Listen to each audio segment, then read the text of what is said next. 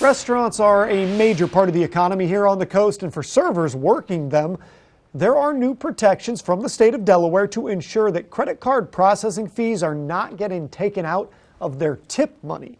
Coast TV News anchor and reporter Brandon Ferguson shows us how some servers on the coast feel about that change. Servers in Delaware will now take home every dollar they earn in tips. I feel that the businesses should absorb the cost of the processing fees. The Delaware Department of Labor determined that taking away credit card processing fees from servers' tips is illegal.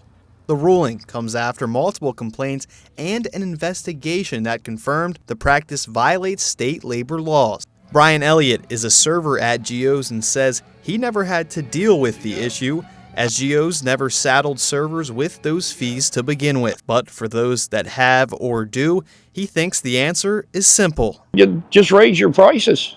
I mean, raise the price on your food if you want to get an extra 3%.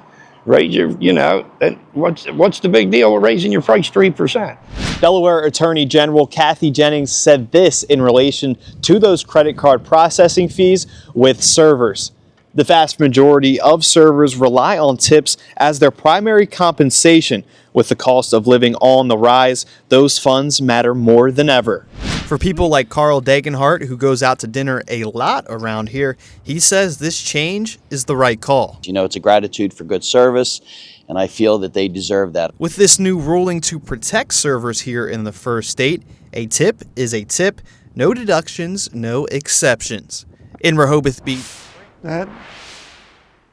And this brings us to our Coast TV poll. We want to know, should restaurants cover credit card fees? Let's take a look at the updated results from the last news hour. Still, most people saying restaurants should cover those fees. Very few saying only for tips or only for big bills or not at all.